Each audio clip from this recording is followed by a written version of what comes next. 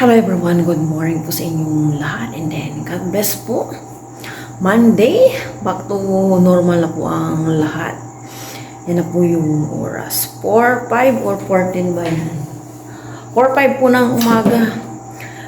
Nagising na po ako ng mga 3:20, hindi na makatulog as in. Nag-browse ako ng konti sa cellphone pero umayaw na ako baka yung mata ko kasi hindi na ako nakakapagpatak ng ilang araw, hindi pa nakakabili. Wala kasing mag-aadid sa akin doon eh. Pag nag-commute kasi abutin ako ng siyam-siyam. Kaya iniintay ko maya mag-aadid sa akin. Hot water po tayo. Lalaban ko na lang yung pinagtanggalan kong curtain sa may room namin ni Papa Ryan. Nung ano pa yun eh, Friday yata or Saturday. Parang Friday pa pala ng hapon naglinis na ako sa may room namin ni Papa. Nag-umpisa na ako palit-palit na kasi magto 2 months na yun sa may room namin. Yun yung naunang pinalitan ko yung bago dumating si Papa Ryan ng March 13 ba yun or 50 nakalimutan ko na sa dami ng mga ginagawa. Sa mga nagko-comment po in mga concern, thank you po sa inyong lahat. Huwag po kayong mag-alala yung balat po ni Papa Ryan, balat kalabaw. Si Papa Ryan po kasi walang pakialam po sa init dito sa Pinas. Ngayon, kasi nasunog-sunog po yung dito niya, tsaka dito niya, tsaka yung mukha niya talaga is nangitim sa init ng panahon dito sa Pinas. Siyempre, iba po yung init sa Taiwan compare po dito sa Pinas. Nag-ano na po siya, nagsa-sunscreen yung ginagamit ko po. Yun, sana bumalik yung kanyang kutis, yung kulay niya. Pero si Papa Ryan po talaga is maputi siya ever since.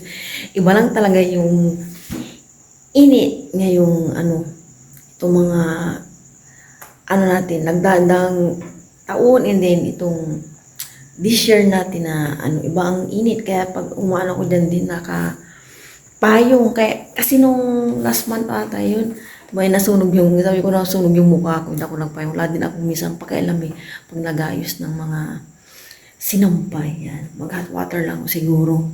Ubusin ko itong hot water and laban ko na yung curtain na binabad ko. Mailaw naman doon, nakababad na yun, kaya madali na siyang labahan kaysa sumakit yung ulo ko sa pagpilit matulog yun. Parang may magawa na lang din ako. Yun na lang siguro. Kasi pag lumiwanag to yan sa may labas, magliligpit-ligpit ako.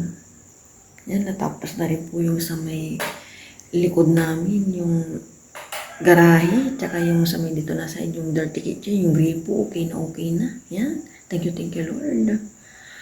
Makakapag labas-labas na kami siguro. Pero hindi muna itong week na to. Kasi sa Friday may appointment ako, itatapusin ko muna. And then, after nun siguro yan, pwede na kaming labas-labas and then enjoyin po yung bakasyon ni Aya. Yung bag po ni Aya, nalabahan ko na. Okay pa yung payong niya. Yung shoes na lang bibiliin namin, yung black shoes and isa pang shoes. Kasi isa na lang ang shoes ni Aya. Yun lang, share ko lang po. Thank you po sa walang sawang support niyo po sa amin. Hindi ba ako magsasawang mag-thank you kasi lagi po kayong nandyan sa amin ni Aya, and then lalo na po kay Papa Ryan. Thank you po. Mag-ingat po tayong lahat. More water. Parang uso po yung ngayon eh sa mga bata. Yung pag-ELBM, tsaka yung pagsusuka. Yung pamangkin ko, si Kiara po. 3 araw niya na po yung ngayon. Parang kagabi, grabe po yung niya, hina. Makadalhin po siya sa ospital ako. Pag may ganito pa naman, parang din ako, nalulungkot ako pag may mga sagitin po kasi siyang bata. Siya na po yung dating na ospital nung nasa Cebu po sila. Naway maging okay na po siya. Lagi ko din dasal yung buong pamilya ko, mga pamangkin ko, mga ilos ko, mga kapatid ko. Alam niyo yun na maging okay po kami. Lahat-lahat na ni tatay ko yung ganun. Nalabhan ko na po yung curtain. 4 lang naman po yun na curtain. Then yung mga pinagbihisan lang namin kagabi. Sinabay ko na. Masyado bang madilim. 4:50 po umaga. Nandito muna tayo at nagtimpla na po ako ng kape. Kape-kape po tayo. Ang dilim pa po para mag-close-close dito. Dito muna tayo magkape. Pasintabi po. Tabi-tabi. Dami pong mga bituin sa langit. Kagawa na po ako ng sampayan. 5:10 na po ng umaga. Kailangan ko nang kumilos-kilos.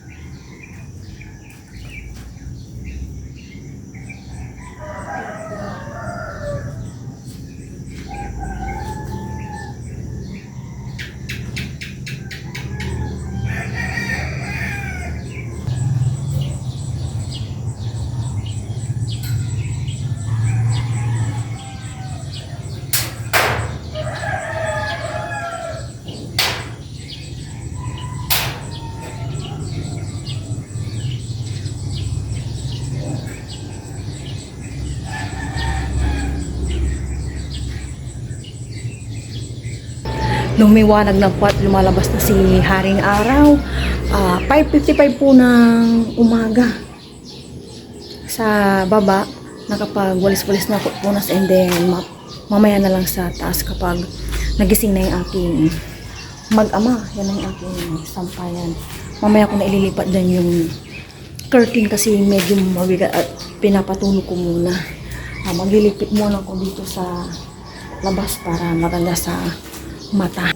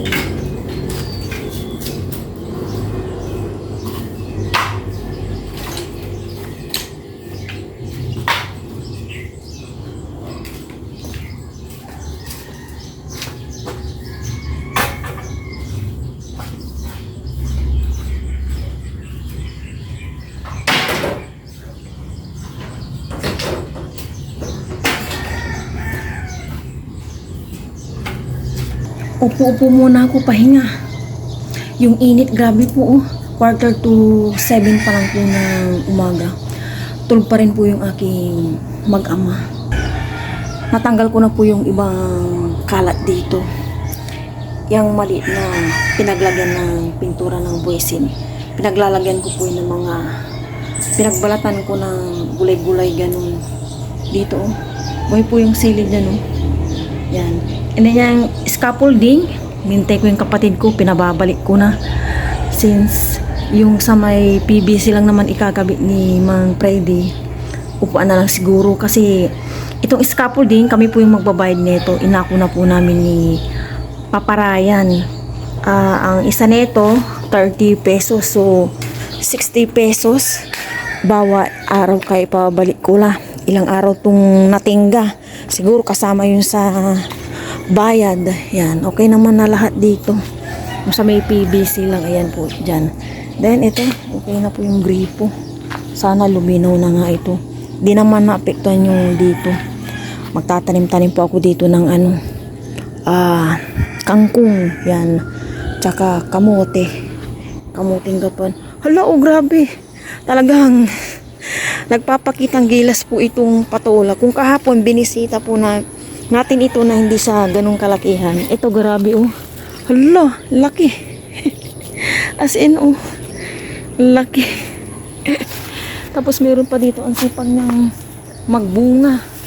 Meron pa ako nakikita dito. Sa sitaw, wait lang. May mapipitas pa akong sitaw. Para hindi na siya maging magulang, i-stack ko na lang sa merif.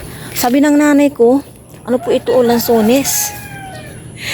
Ay, grapes. Lansones, grapes. Yan, may mapipitas pa po tayo. Harvestin ko na. Thank you.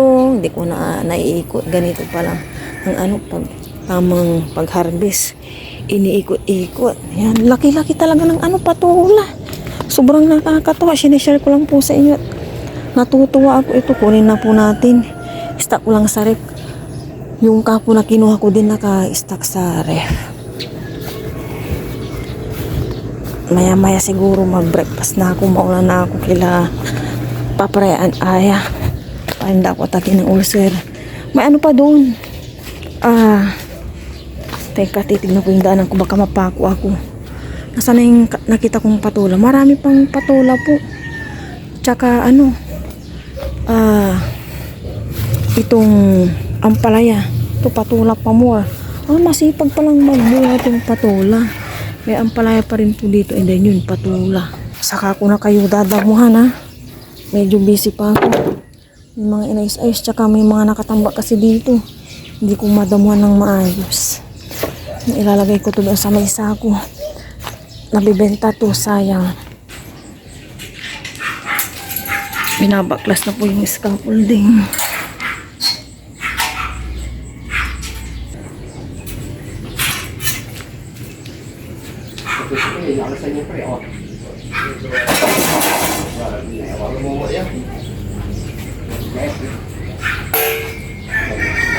Kapikan nyo yung mga niya agaw, binaisnel?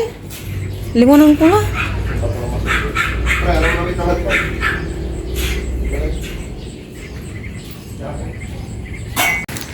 Nilipat ko na dito yung curtain. May mga sinampay din ako sa may terrace namin. Then, ito pa yung iba. Parang ang dami kong nilabhan kahapon. Yan yung sa may terrace. May mga iritats pa dito eh. Ayan o. Hindi pa masyadong napinturahan yung iba. Kakagising lang ni Aya. Si Paparayan, tulog pa. Kakagising lang po ni Paparayan. Di ba to nag-breakfast? Mag-edit daw siya agad. Sabi ko, palamanan ko siya ng tinapay and timpla ko ng hot chocolate. Ayaw niya. Di pa nga ata nagsusuklay eh. Kasi kahapon po, sobra po siyang pagod. Siya po yung naghalo-halo doon, naghagot ng buhangin. Lala po sa may labas, tilulungan niya po si Mang Freddy. Kaya kagabi nung natulog siya, sinet up ko yung aircon namin para makatulog siya ng matagal. Gising na rin po si Aya, nasa labas na. Pupunta kami ni Aya sa may likod. May nagha-harvest na po ng palay. Tingnan po namin. Balik din kay Ama agad kasi maglilinis ako sa taas. Si Aya pinag-hot chocolate ko na. Yeah, bawal pang bombahin yun. Bawal pang bombahin ha. Yan, dito kami sa may likod. Soon. Very, very soon. Pero ano pa? Next year pa kasi by June, palay po. Umiikot po yung ano nag-harvest. Iniikutan niya. Abangan po namin ni Aya para makita din namin in actual. Kasi hindi pa namin nakikita yung ganito. Dito po sila nag-ikot-ikot na. Tapos doon, ayun, yung mga siguro nalalaglag, ayun, pinupulot po nila. Ayan oh. Pinupulot-pulot po nila. Ayan na yan, baka makuha ka dyan. Ayan na.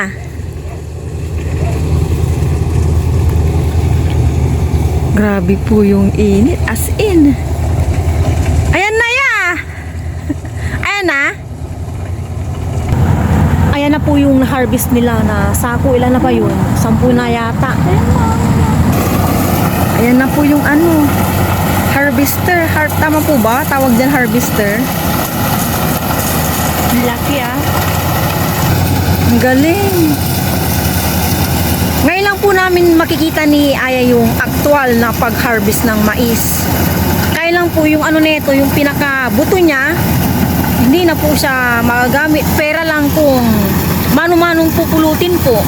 Ayan o.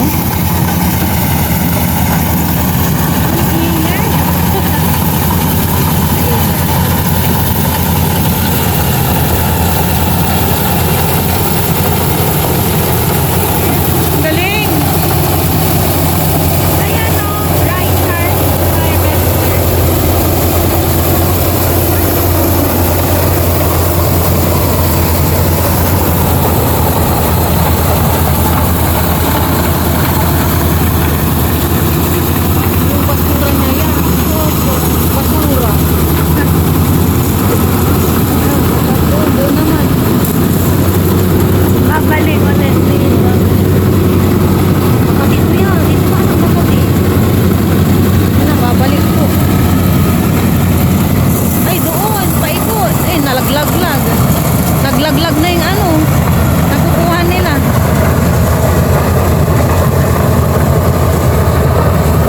Yan po, sila po yung namumulot ng hindi na harvest yata. Ayan o. Paganyan po sila.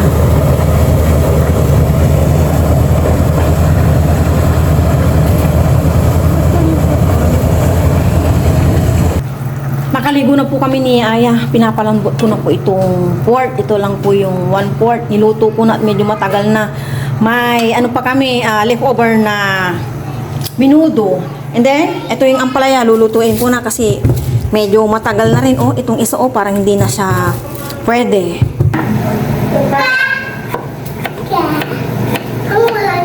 Ampalaya with pork. Si Bella po nandyan.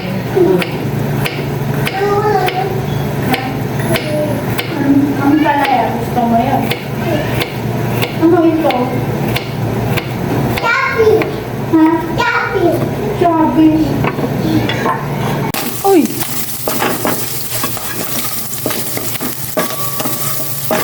Sabi po ni Aya may amoy na to kaya tinutusta ko.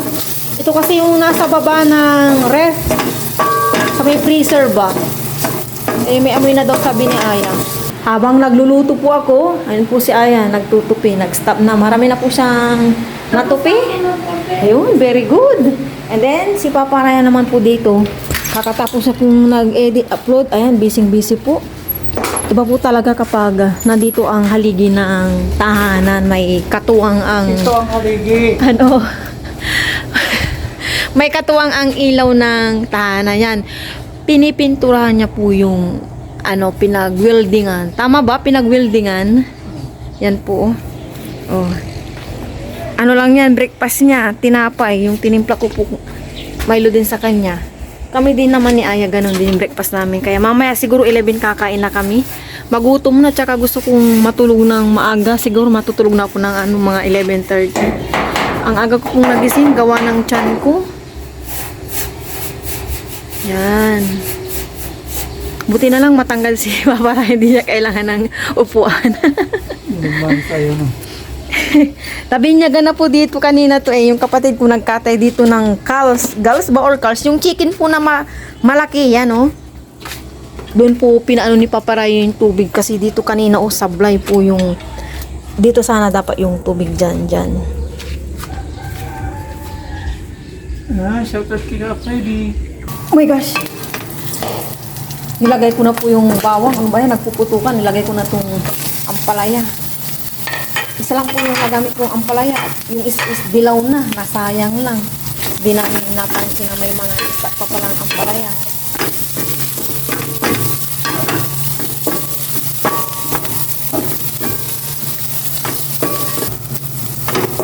Luto na po ito. Ininit ko na rin po yung leftover namin na minudo. Okay, so alright. Ano pa rin yan? Water muna kami bago kumain. Samayan niyo kami mag-lunch. Pero bago po yun, kaya Lord, maraming salamat po sa inyo. Okay, lagi yung po. Amen. Anak. Niyaya mo na po sila kumain kasi talagang ang agap po nagising hindi na makatulog kahit yung gawin ko. Ako na yung nagumising. Hindi ko disturbo yung aking mag-amain. Si Aya, nagising na rin ako ng dusa. Hindi si Papa Ryan. Ginising ako ni Papa. Nauna kong gumising kay Papa.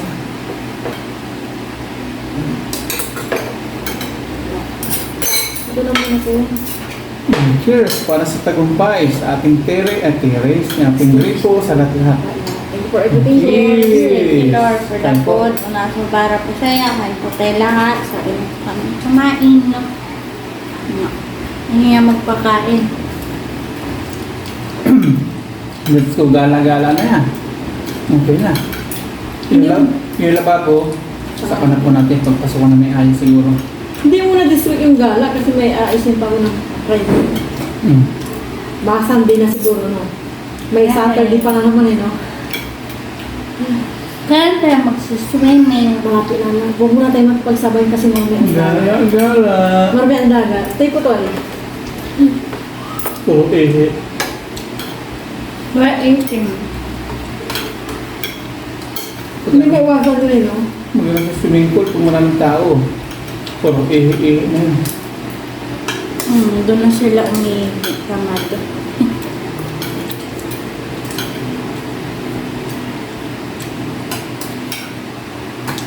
Sarap nga pala yan. Yung luto ni Mama. Ang pala yan, sarap. No. Siguro itong umaga lang nakaano na ako ng tubig. Naka-8 glasses na. Sa sobrang init. Mga tutada, walang sabaw na ganyan sa namin. Hindi apritada ka. Minudo. Minudo ganyan, walang sabaw. Naparami yan ko lang talaga. Kailan naman mahilig tayo sa mga sabaw. Ang sabaw na ketchup lang. Hindi ko nakansya.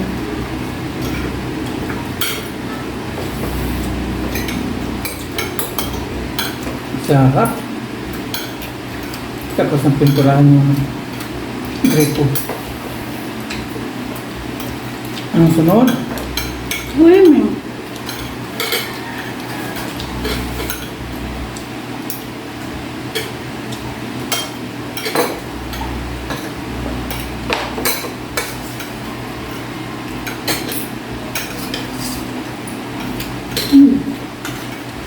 Ito ah. Ano, layo pa. Kasi muna tayo bukas. Galing natin si Ayo. Susunod na. Pesta bukas. Wednesday na. Wala ka mga handa. Ito nila ah. Wala tayo sa pistahan.